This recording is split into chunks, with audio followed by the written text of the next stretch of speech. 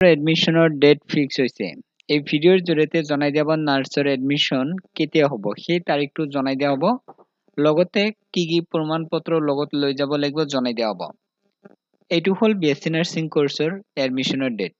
ইয়াতে উল্লেখ কৰিছে BSc নাৰ্ছিং কোৰ্ছ যিসকলে থাৰ্ড ৰাউণ্ড কাউন্সেলিঙত প্ৰিপেয়াৰ হৈছিল সেইসকল কেণ্ডিডেটৰ লিষ্ট প্ৰকাশ কৰিছে এই নোটিছত উল্লেখ কৰিছে। কেনেকৈ চাব পাৰিব লিষ্ট জনাই দিয়া হ'ব, ভিডিঅ'টো সম্পূৰ্ণ চাই থাকক। এতিয়া জনাই দিব এডমিশন কেতিয়া হ'ব। তাৰিখ উল্লেখ কৰিছে 2024 চনৰ অক্টোবৰ মাহৰ 9 তাৰিখৰ ভিতৰত যাই এডমিশন ল'ব লাগিব। লিষ্টত কেণ্ডিডেটৰ নাম আহিছে, লগতে কাৰ কোনখন কলেজত সিলেকশ্যন হৈছে সেই কলেজ মতে যাই অক্টোবৰ মাহৰ 9 তাৰিখৰ ভিতৰতে যাই এডমিশন ল'ব লাগিব। যদি এই অক্টোবৰ মাহৰ 9 তাৰিখৰ ভিতৰত এডমিশন নলয় বা কলেজত যাই ৰিপৰ্ট নজনায় তেতিয়াহ'লে এডমিশন কেনচেল হোৱাৰ চান্স আছে ইয়াতে উল্লেখ কৰিছে। ইয়াতে অৰিজিনেল প্ৰমাণ পত্ৰৰ নাম লিখিছে এইচএছ পাছৰ প্ৰমাণ পত্ৰ লৈ যাব লাগিব। তাৰপিছত PRC EWS যদি কোটাত সিলেকশ্যন হৈছে EWS এইবিলাক অৰিজিনেল প্ৰমাণ পত্ৰ যাই কলেজত যাই জমা দিব লাগিব ইয়াতে উল্লেখ কৰিছে। মই বৰ্তমান সময়ত ভিডিঅ' বনাই আছো, যিটো সময়ত ভিডিঅ' বনাই আছো সেইটো সময়ত কিন্তু লিষ্ট দিয়া নাই, অলপ পিছত দিব।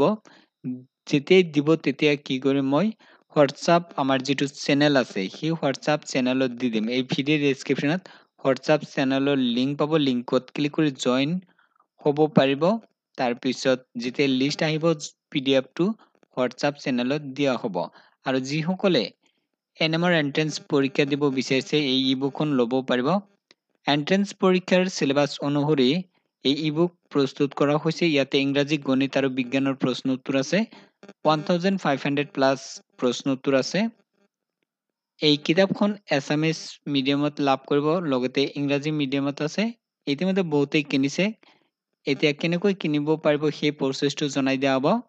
এই ভিডিঅ' ডেছক্ৰিপশ্যনত হোৱাটছআপ লিংক পাব বা বাই নাও বুলি এটা অপশ্যন পাব, তাতে ক্লিক কৰি হোৱাটছআপত ৰিডাইৰেক্ট হ'ব। হোৱাৰ পিছত মেছেজ কৰিলে যেতিয়াই 199 পে'মেণ্ট কৰিব তাৰপিছত এই কিতাপখন PDF ফৰ্মেটত লাভ কৰিব।